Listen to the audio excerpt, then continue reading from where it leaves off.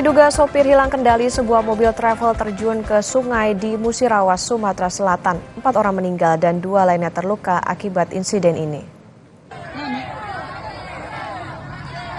Warga berjibaku menyelamatkan para korban usai mobil travel yang mereka tumpangi terjun ke Sungai Muara Kelingi di Desa Lubuk Muda, Kabupaten Musirawas, Sumatera Selatan.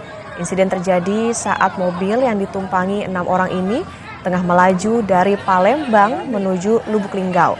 Namun saat di lokasi, mobil oleng hingga keluar jalan dan terjun ke sungai.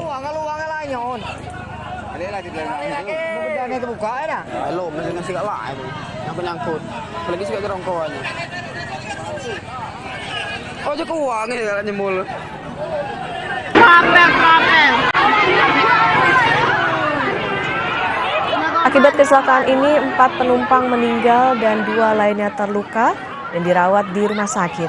4 korban tewas telah diserahkan ke pihak keluarga.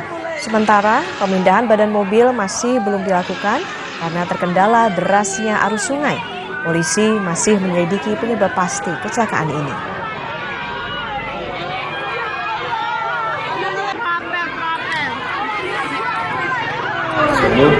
Terjun bebas masuk ke Sungai Kelingi dengan 6 penumpang dan 4 penumpang dinyatakan meninggal dunia dan 2 penumpang di dalam keadaan selamat.